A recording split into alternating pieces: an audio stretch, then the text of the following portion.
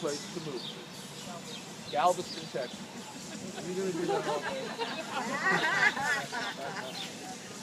Well, you see, here's what he's thinking. Galveston at the time is located about the center of the country. It had good transportation. It was on the Gulf of Mexico. He could still get his tobacco from Cuba. Well, he contacts the city fathers in Galveston. They're very anxious to have a new industry there. Well, back and forth they go, and Mr. Yabor basically cuts a deal to move to Galveston. Now, while this is going on, a man arrives here in Tampa. His name is Gavino Gutierrez. Mr. Gutierrez is a Cuban, was a friend of Mr. Yabor's in Cuba. They knew each other quite well. Now, Mr. Gutierrez has left Cuba and moved to New York City. In New York City, he's opened his own business. He's importing tropical fruit. He's bringing in guavas and mangoes and jellies, things like that, doing very well. He's also taking some classes at Columbia University.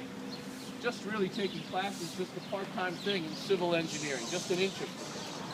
Well, he hears a rumor that down here in Tampa, guavas and mangoes are growing like a forest. Well, this is his business. Maybe he can come down here, maybe he can set up a processing plant, maybe he can eliminate a middleman. He makes his way all the way down here, and when he gets here, there are lots of guavas and lots of mangoes growing, but not what he sees in his mind's eye as a forest, not that kind of number. But you know, while he's here already, he looks around a little bit, and he sees a few things. He sees there's Deepwater Harbor about 4 blocks from where we are right now. This beautiful, beautiful port. He sees there's land, and he sees fresh water on the land. And then he sees something else that's very, very unusual. He sees a railroad. A railroad has just been built to Tampa. The man who built that railroad was a man by the name of Henry Plant.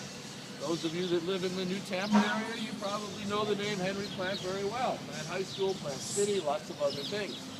Well, Mr. Plant is a very wealthy industrialist. He's used to getting his own way in everything he does. Lots of money. Back when I went to school, we used to call these people robber barons. You know, I don't think they use that term anymore, but you know, that's what it is. Well, Mr. Plant has a rivalry, a very long-standing rivalry with another industrialist whose name is Henry Flagler. Now, Mr. Flagler has arrived in the state of Florida and built a railroad down the East Coast. Comes to the town of St. Augustine and he stops, and he builds a big hotel for his friends to come visit. Well, Mr. Plant sees that, and he does not want to be outdone by his rival. He builds his railroad down this coast. He comes to the town of Tampa and he stops, and he builds a big hotel for his friends.